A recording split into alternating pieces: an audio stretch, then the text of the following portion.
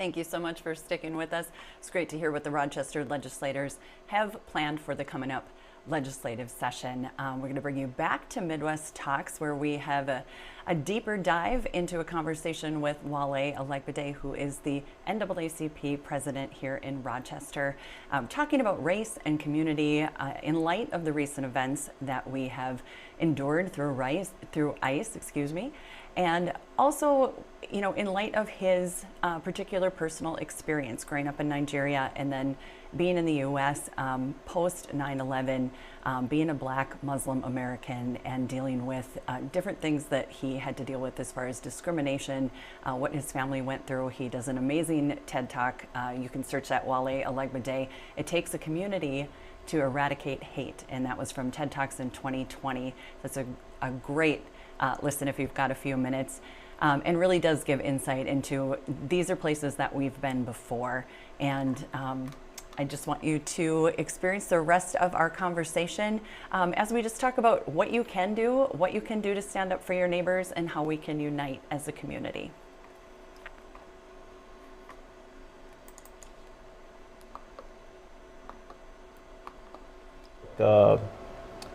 And in terms of even talking about just the history, there are a lot of white individuals and families that played an important role in moving social justice forward. Yes. So so it's not like it's bad history. Right. I mean, we look at the foundation of the NAACP. Yeah. This was really founded, not just by blacks but also whites. Yes. And there's I think I'm forgetting her name. Last name was Covington. I mean, she basically, after the riots, the Springfield riots, she basically saw what was going on, and she called for a national conversation. Yes. And so when we founded as an organization, we had black folks like W. Du Bois, we had Jewish journalists, we had white folks. So that's how our organizations got founded, right? So we've got a good history in there too. Yes, it's the truth. There's the bad and there's the good, but we need to say it all. Yes, and just face it. Yep. And face it and own it. And once you own it, then how do we improve it? Right. Yeah, those are the things that happen. We can't change those, but they are still having effects today. Absolutely. Yeah. Absolutely. So many things to talk about. So today, when we're sitting here going, okay, I'm finally gonna go, yep, I admit that these things are happening. These families, ICE has invaded our state and these things are happening. What can I do about it? Well, I think they can, first of all, call your elected officials. I think we underestimate the power of that. Yeah. And we need to do that. We need to email and call. We need to email letters. and call and tell them that if you support this, we're going to vote you out. Yeah. So it just has to be that point blank. And I know that's, a key focus for us this year from an NAACP because this is hurting our communities. Yes. This is just horrible what's happening. It is. There are numerous. There are kids, in the detention camp, and actually a study came out. I believe 80%. Actually, it was over 80%, but like 14% of the folks that were detained in ICE were folks that were actually had a criminal background. It's a very small. Yeah, and so when you look at the overwhelming majority of people are just. You're going to work. Yes. But they are being targeted because of the color of their skin. Absolutely. And absolutely. that feels like a big problem. No, it is. Understatement of the world. No, it is. It's racist. Yeah. And it's you have your black Somali folks, and again, this is really black because sometimes it's like, well, we think you're Somali, but we don't really know, and so people are being targeted, by the color of your skin. Absolutely. I was doing a little research before our interview and saw that with the amount of money that they have put into ICE, to funding ICE, and the workforce that they're trying to increase it by, because they're trying to increase it so fast, they have decided that there's just an online training now that they have to do. They used to have a 47-day training that they had to do. They used to have a requirement to know Spanish or learn Spanish. They've let that go. Yeah. So these people are not being trained either. They're not, and we can all see it. I mean, I went to a Navy school. and you will look at the the professionalism of the military. Yeah. There's nothing professional about No. this. This is really excuse my word, basically tugs. Yes. Because there's no. I mean, you're pushing elderly people. Yes. You're punching women. You're It's grabbing kids. You're So clearly they have not been trained. targeting children. It's just ridiculous. No. What's happening is such an outrage, So yeah, for us from an NAACP, we're just basically calling for they need to abolish ICE and redo this because it does not.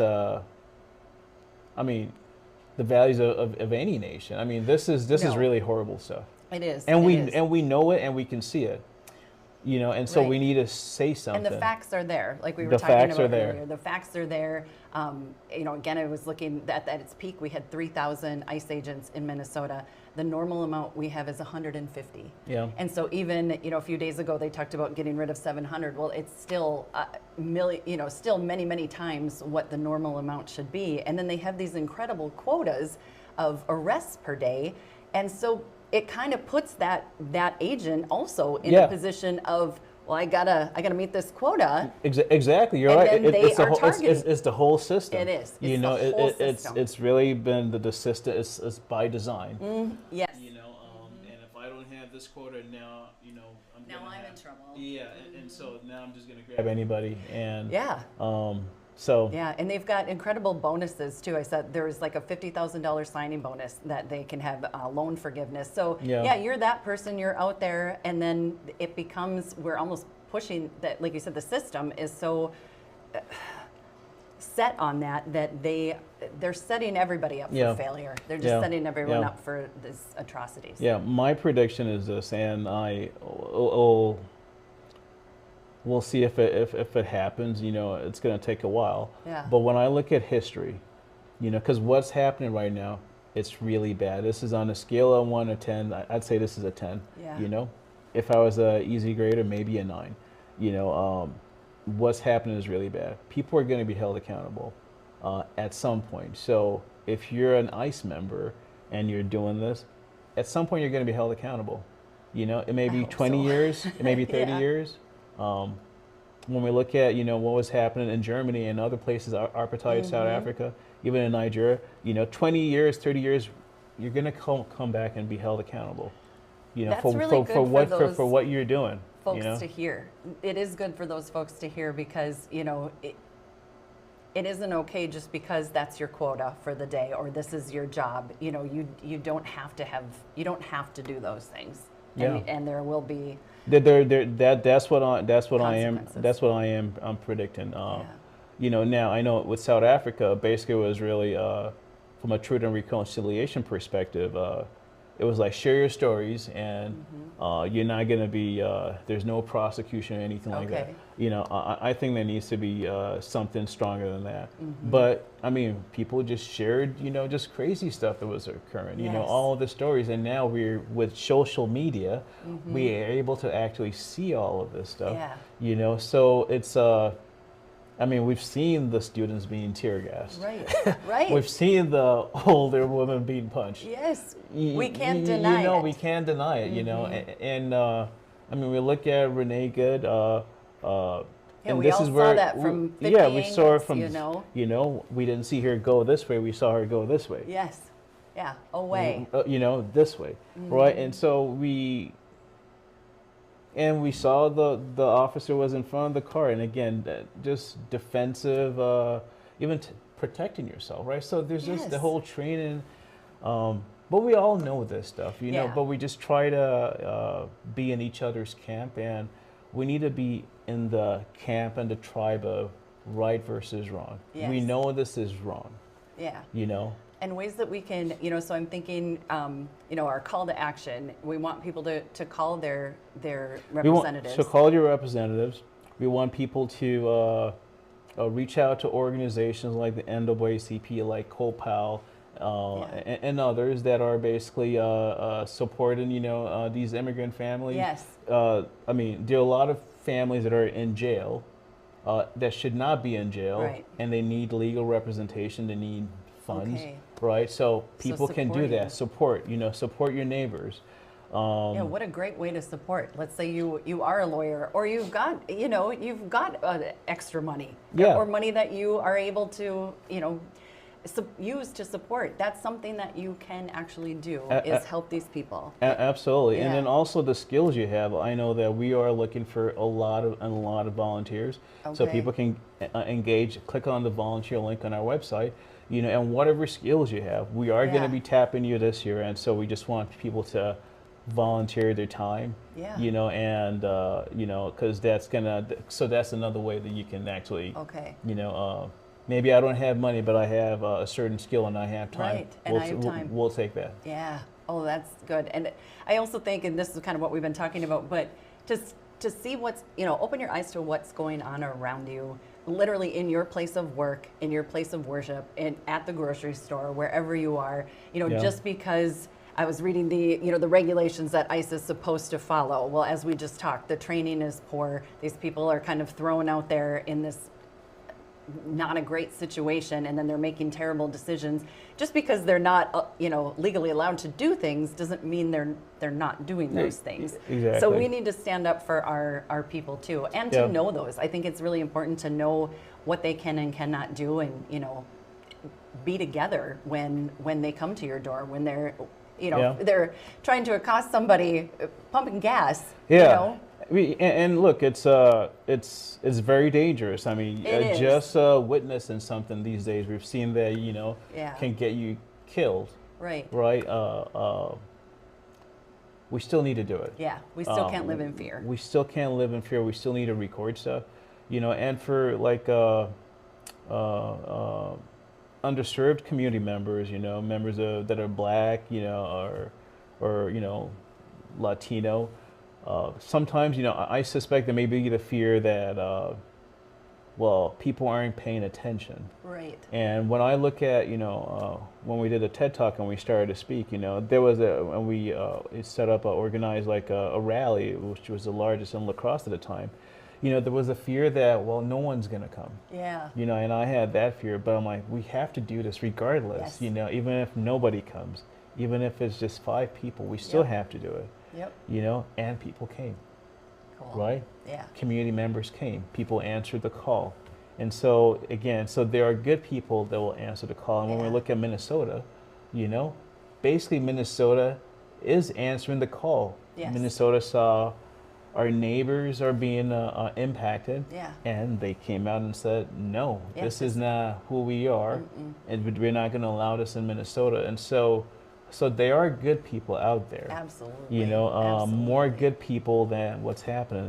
And so I just wanted to share that, because sometimes when we look at all the craziness, I mean, that's one story, a good story out of this is that, good people responded, and good people Yeah. always respond. They do. Now we want them to respond faster than others, but Minnesota, I think, has actually set a model for the nation. Yeah. People didn't keep quiet.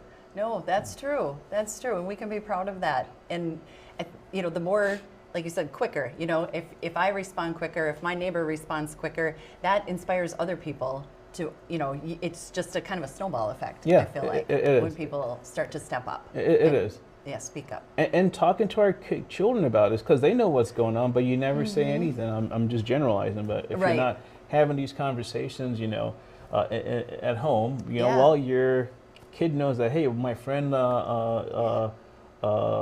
Pedro is no longer in class. Right. Where's Pedro, right?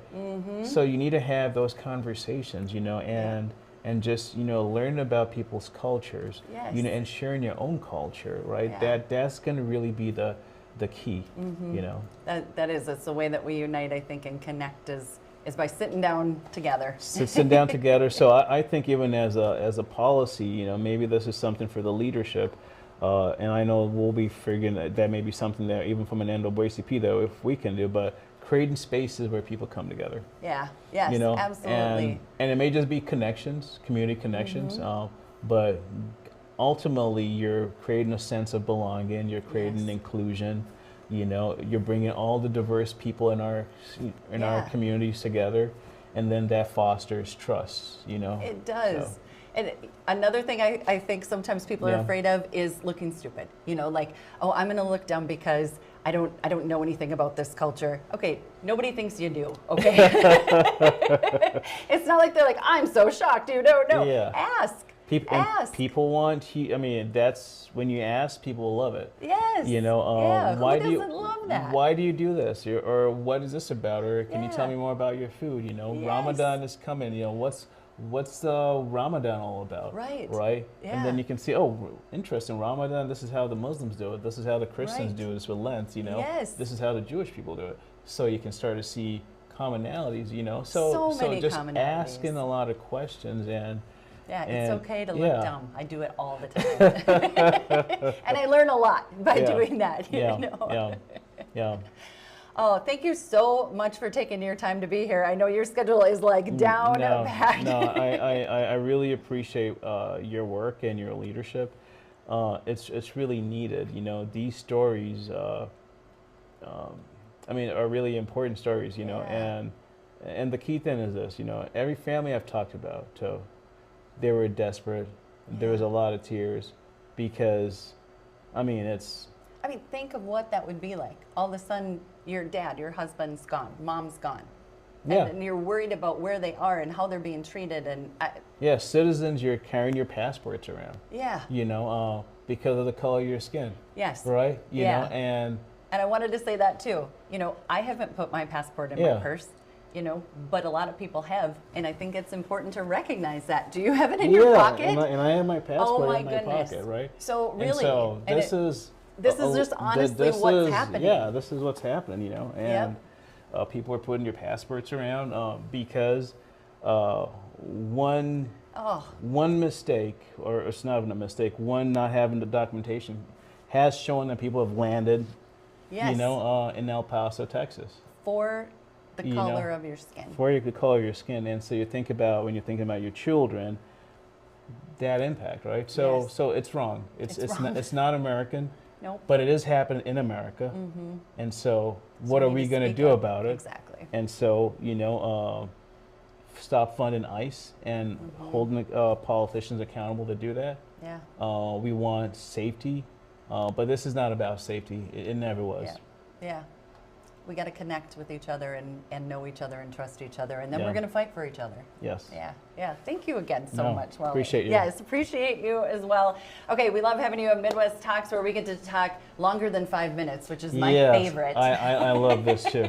I absolutely love that. When you said people bringing their skills, I thought, is talking a skill? Yes, it is. It is. Well, lucky for me. It is. There But, you go. You all have skills. Every single person does. You have time, you have funds, you have skills, you've got something to bring to the table. And I think as all of us come together to do that as a community, all the pieces fall perfectly into place. So, Absolutely. yeah, thanks so much. We'll talk again next time. Thank you. Perfect. That was it. Thank you.